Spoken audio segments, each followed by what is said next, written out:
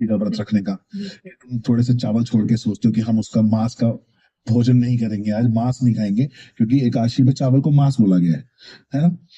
तो आप एकादशी का व्रत रख रहे हो, लेकिन वैसे दबा के खा रहे हो। ये तो वो गधे की सींग वाला भजन है कि थोड़ी देर आया फिर चला गया। नहीं, ये मुझे नहीं लगता ये किसी भी हद तक आप अपने आप को भक्त की श्रेणी में गिन पाओगे, बिल्कुल भी नहीं। भक्त 12 महीने भक्त रहेगा। वो डेट तारीख देख के भक्त बन जाए और फिर नेक्स्ट डे चेंज हो जाए। नवरात्रि में भक्त बन गए, देवी माँ के, छोड़ दिया, प्याज लहसुन नहीं खाएंगे, नॉनवेज नहीं खाएंगे और बाकी के दिन छोड़ेंगे नहीं।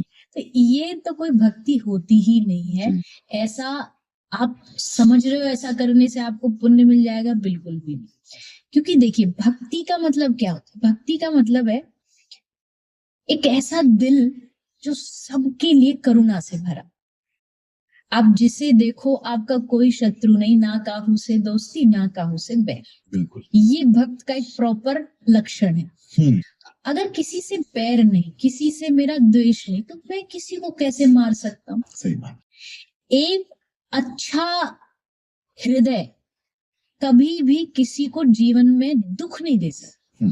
और मुझे पता, मेरी प्लेट में जो सामने रखा है ये दुख देके लाया गया, इसको मारा गया है, इसको कष्ट दिया गया, काटा गया है, तड़पाया गया है, ये तब यहाँ तक प्लेट में पहुंचा है। तो मेरा क्या हक बनता है कि मैं उस तड़प, उसके सब दुख को इग्नोर करके और इसको अपने टेस्ट बड्स के लिए खा लूं? क्योंकि आहार जीवन में, भक्ति में, अध्यात्म में, और चलिए अध्यात्म ही छोड़ दीजिए, मैं एक ओवरऑल भी बात करूं ना, अगर एज ए ह्यूमन भी बात करूं, तो भी आपका अधिकार नहीं है कि आप दूसरे की जान को खाएं, आप दूसरे के प्राण को खा के अपना पेट भरें। जैसे फूड पॉइजनिंग होती है, वैसे फूड से थॉट पॉइजनिंग भी होती है। यस, ये हम नहीं सोचते। फूड पॉइजनिंग तो पता लग गया कि ये ऑयली खा लिया, मिर्ची मसाला खा लिया, पेट में डाइजेशन खराब हो गया, टेबलेट ले ली। लेकिन अब वो फूड एक आगे और प्रोसेस है, हमारे थॉट प्रोसेस को क्रिएट कर, विचारों को, वो पॉइजनिंग हो रही। अब जब आप किसी को मार रहे हो तो उसके मन में क्या आ रहा है? हिंसा, एग्रेसिवनेस, एंगर। वही आपके प्लेट में और आपके पेट में जा रहा है, तो आपका क्या बढ़ेगा? एग्रेशन, गुस्सा, एंजाइटी। और फिर आप पूछते हो ये सब क्यों हो रहा है? उसका कारण है आपका खान पान में बहुत सारी गंदगी है, बहुत सारा खून है, किसी की जान है। और दोनों ही चीजें, पहला तो एज अ मॉरलिटी भी अच्छा नहीं है। सेकंड, अगर धर्म की बात करें तो शास्त्र कह रहा है जो कर रहे हो उसका फल भोगना पड़ेगा। आज तुम मार रहे हो, कल को तुम जलाए जाओगे, कल को तुम मारे जाओगे, तो क्वेश्चन मत करना। नहीं, तब करते हैं ना, हमारे साथ ऐसे भगवान ने क्यों किया? हम तो भगवान से नाराज हैं जी। तो उस समय ये नहीं सोचते।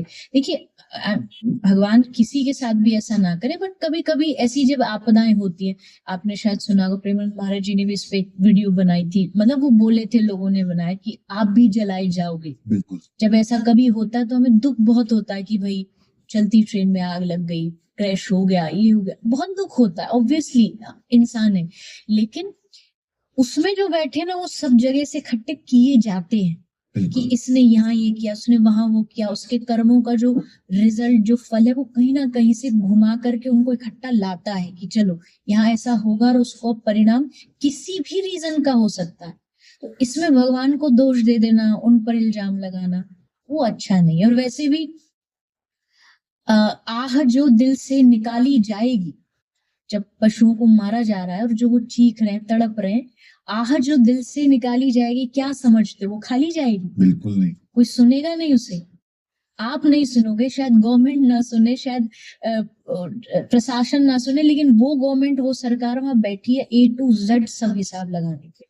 तो उससे बचने के लिए मुझे लगता है सबसे पहले अपना खान पान शुद्ध करो। आहार अच्छा होगा तो विचार अच्छे होंगे, विचार अच्छे होंगे तो आप इंसान अच्छे बनोगे, और इंसान अच्छे बनोगे तब आप एक भक्त अच्छे बन पाओगे। तो शुरुआत यहाँ से धीरे धीरे आदतों से। बिल्कुल।